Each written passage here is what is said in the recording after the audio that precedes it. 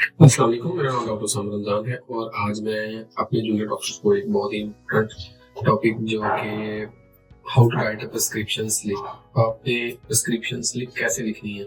यानी कि पेशेंट जब आपके पास आएगा, आपने उसको जब असेस कर लेना है, उसका एग्जामिनेशन कर लेना है और अपना एक डिफरेंशियल डायग्नोसिस या डायग्नोसिस बना लेना है।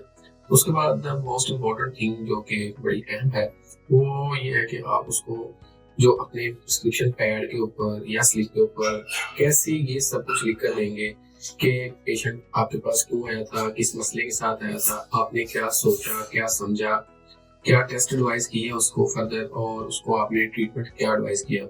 तो this is the most important aspect that actually reflects your capabilities, जो आपकी असल में काबिलियत शो कर रहा होता है। इसके बगैर आप ये नहीं साबित कर सकते कि आपने कुछ खास समझा है या पेशेंट के बारे में अपनी असेसमेंट बनाई है। तो इसके लिए ये आपका एक फेस है। This is not just only important for the patients but also it's a very important and sometimes very helpful tool by which your colleagues also can get help. उसके जरिए फिर आपके बहुत से जो कोलीग्स हैं उन तक भी आपका बड़ा मैसेज क्लियर कट पहुंच जाता है। तो इसलिए आपने बहुत ही खूबसूरती से, नफासत से और मेहनत से अपनी प्रिस्क्रिप्शन स्लिप तैयार करनी है। तो हम एक टेम्पलेट सा बनाने की या डिस्कस करके लिख के कोशिश करते हैं कि हाउ इट शुड बी, कैसे ये होनी चाहिए। तो ज्यादातर लोग यहाँ पर नेम से स्टार्ट करते हैं, name of the patient, age of the patient और फिर डेट। ये डेट आपको नेक्स्ट आने वाले विजिट्स में ये चीज बड़ी इंपॉर्टेंट बताती है, करती है कि आपके पास मरीज पहले किस तारीख को तशरीफ लाया था। इसके बाद बहुत और से टेम्पलेट्स एग्जिस्ट करते हैं। मैं ये नहीं कहूँगा कि यही एक तरीकाकार हतमी है और इसके अलावा सारे गलत हैं। हर कोई अपना एक तरीकाकार इख्तियार कर सकता है और ओवर द ईयर्स डॉक्टर्स अपने अपने एक टेम्पलेट्स या तरीकाकार अडॉप्ट कर लेते हैं जो उनको सूट करते हैं और मकसद सिर्फ ये है कि ज़्यादा से ज़्यादा आउटपुट मिले, आपको मरीज को फ़ायदा पहुँचे और आपके कोलीग्स तक मैसेज पहुँचे। इसके बाद फौरी अक्सर लोग यहाँ प्रेजेंटिंग कंप्लेन लिख लेते हैं और उसी के साथ जस्ट कुछ पोर्शन जो बेसिकली आपकी हिस्ट्री का होता है उसे कर लेते हैं और फिर इसी के साथ उस प्रिस्क्रिप्शन के ऊपर जस्ट थोड़ा बहुत पोर्शन जो है वो एग्जामिनेशन का ऐड कर लेते हैं। अब इसके बाद अगली इम्पोर्टेंट चीज़ कि समटाइम कुछ मरीज आपके पास लैब्स लेकर आए होते हैं, तो उन लैब्स को, इम्पोर्टेंट लैब्स को, सिग्निफिकेंट जो फाइंडिंग है उनको यहाँ पर मेंशन कर लिया जाता है। और फिर उसके बाद आप एक प्रोविजनल डायग्नोसिस या आपके पास समटाइम प्रोविजनल भी डायग्नोसिस नहीं बन पाता तो फिर आप उसको डिफरेंशियल डायग्नोसिस जो है वो बना लेते हैं।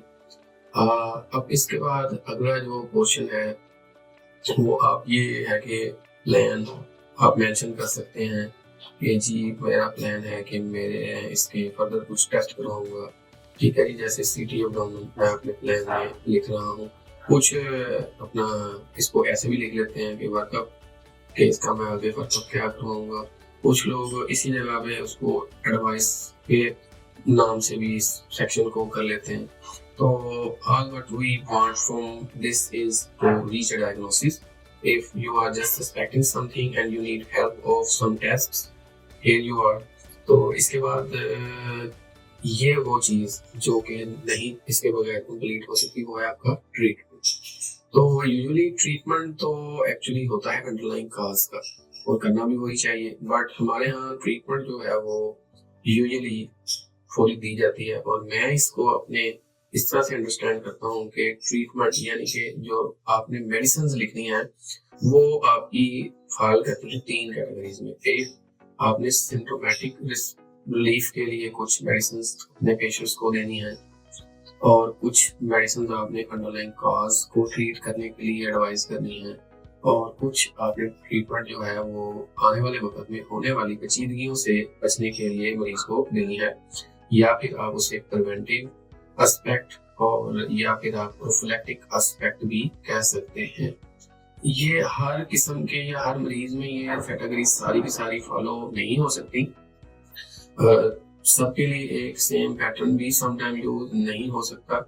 तो जहाँ हो सके आप कर ले। मैं एक एग्जांपल दे देता हूँ। For example, you have a patient 50-year-old male who is having diabetes and hypertension और अब इस मरीज को आप जब ट्रीटमेंट एडवाइस करेंगे, उसकी जो कंप्लेन है वो कहता है कि I am having some dyspepsia issue, मुझे बदहजमी रहती है, तो आप उसको जो सिम्टोमेटिकली ट्रीटमेंट एडवाइस करेंगे, you will advise a prokinetic drug, और for underlying cause you are going to advise diabetes drugs, और डायबिटीज का ट्रीटमेंट अच्छा सा करेंगे। इसके बाद हाइपरटेंशन को आप ट्रीट करेंगे, बिल्कुल करेंगे। Now, in the prophylaxis, you know the patient is more than 40 years old and there are risk factors for ischemic heart disease. So you will advise what statins. Say you are going to advise statins, and also aspirin can be advised. So this is how a beautiful prescription slip should be. This is just an effort from my side to share my knowledge till now what I have learned from handling many patients. So it's not a gold standard. It is just an